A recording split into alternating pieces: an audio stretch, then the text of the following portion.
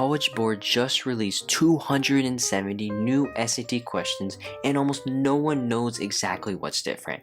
So I found and analyzed every single one of them, and today I will share with you the biggest changes, the hardest new questions, and the new question types, along with virtually everything else you need to ace the SAT and master these new questions. By the way, whenever I share a practice problem on the screen, make sure to pause the video and try that problem out, because that is one of the new hardest problems. All of those ones are part of the hardest problems on the SAT, and I will post a link in the description where I will go over and explain all those problems so you know how to solve those completely. And spoiler alert, those questions are some of the hardest and most unique questions I've ever seen, so make sure to check that out. So there are 270 total new questions released, and 120 of them being math and 150 of them being reading. This is pretty typical distributions because there are more reading questions than math questions on the test. And now for the distribution of the difficulty. So majority of the questions, 55.6% to be exact, are hard questions. This means that the SAT is shifting towards a harder test. And this is a lot more than the bank was before. The bank only had 32% questions, but of the new questions, more than half of them were hard questions. So you need to be able to study these because a lot of these ones are new words and add new stuff that none of the other questions incorporated before. So you need to study these new questions because they are different and unlike anything I've ever seen before. So looking at the medium and easy, these here have gone down a little bit, but that's just because the hard has gone up so much more. So make sure you study all these new question types. And by the way, I'll be showing new videos almost every single day where I will be explaining and showing how to do all these new question types. So make sure you subscribe so you don't miss out those videos and very helpful resources to improve your score. So now, on to math specifically. So math here, geometry and trigonometry, there has been 51 new questions. So 51 of the new questions are just geometry and trigonometry. That's an insane portion. That's 42.5% more. That's a lot more questions. And these questions in particular, geometry and trigonometry questions, most of them cannot be solved using Desmos. So this here makes me feel like that the SAT is shifting away from Desmos, so Desmos won't be as powerful as it was before. It would still be powerful because of all these other topics, still cover a good bit of it, but geometry and trigonometry are covering a lot more, and they are a lot more difficult to solve, and most of them you have to come into the test knowing how to solve it, like the formulas for surface area and stuff like that, and know how to derive them yourself. So now looking at advanced math, you see here it has gone down a little bit, but that's just because so many more of the new questions were geometry and trigonometry. It's kind of just like a counter effect of it, and also algebra and problem solving, same thing with there. Algebra used to be the highest overall bank, it probably still is, but really it's just emphasizing how much important geometry and trigonometry is. So now look at the specific skills here. Most of the questions were geometry and trigonometry, like I said above, but they were under area and volume, lines, angles, and triangles, and circles. All of these ones here, most of these ones you have to know stuff. You have to know like a SOHCAHTOA is and stuff like that to be able to solve these. And some of these ones are very weird questions, just like this question right here, where you need to be able to solve them. So these ones here, they make up a good point of the new part of the new questions. So I would guess that probably some of these questions here would be on the next SAT because that's typically what College Board does. So now looking here, the nonlinear functions here, these are like advanced math ones. These ones here just kind of new question type, asking new questions in different ways. They aren't too bad, but there are just new questions still. Also, these more geometry ones, these ones here are new questions. They're very different than what you've seen before, so make sure you look over these ones. Another thing here to point out is percentages. These ones here are probably one of the trickiest ones on the test because you have to be very careful about the wording. You have to understand whether it's saying increasing by or just saying by this much percent, so you know whether to add 100%. It is only 4 questions to the new ones, but you need to be careful because those ones show up on a lot of tests. So now, on to like the specific difficulties of each domain.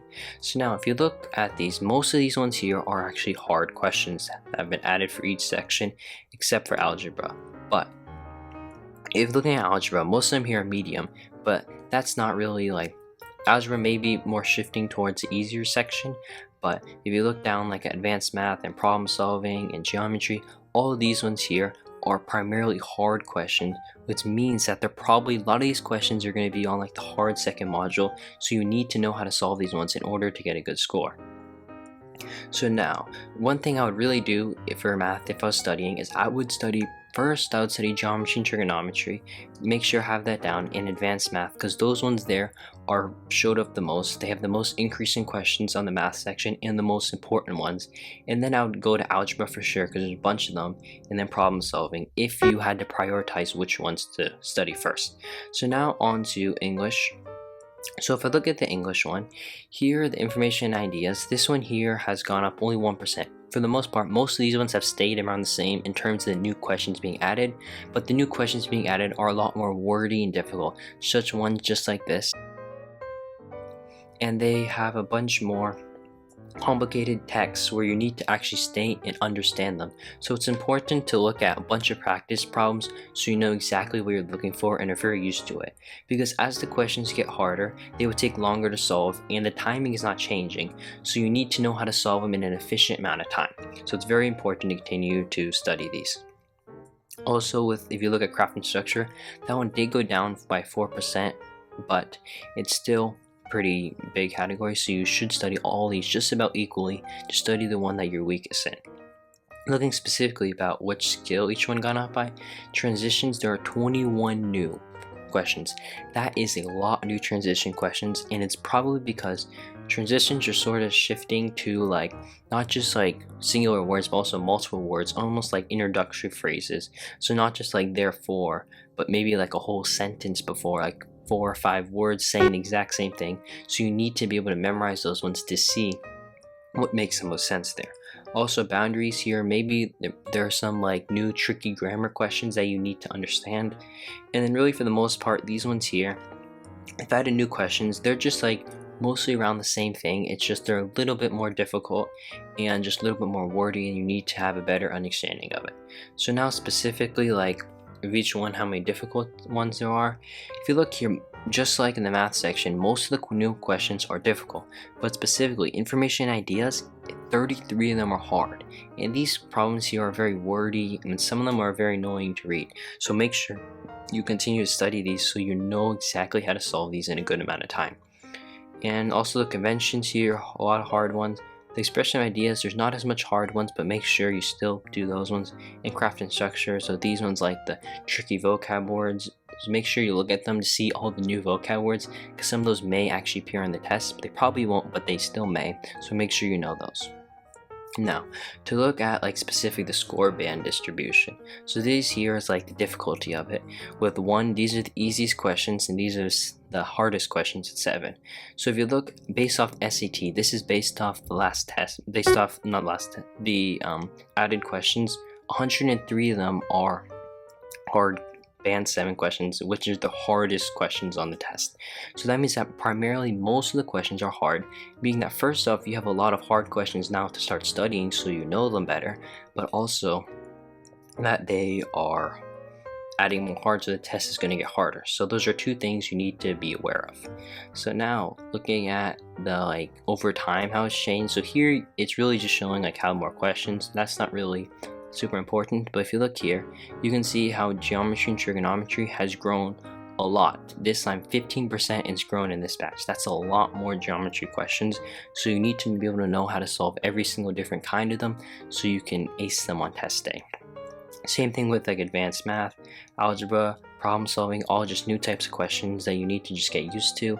And then the reading writing ones here, they're like basically the same question they're asking, they're just more difficult passages that you need to be able to comprehend and understand. And now really for specifically which ones have grown, like I said, these ones all here are geometry and trigonometry questions, and they've all grown. They nearly doubled in size from 2 years ago. So make sure you study these ones, because Desmos cannot save you all the time on these ones, so you need to know how to do it. And then here nonlinear functions here has grown a little bit, but you can use Desmos on this one for most of the questions, so you should be able to solve them. And then for reading and writing, once again transitions has grown the most, which means that they're probably shifting from like just one word ones to like multiple words, introductory phrases and stuff like that for transitions.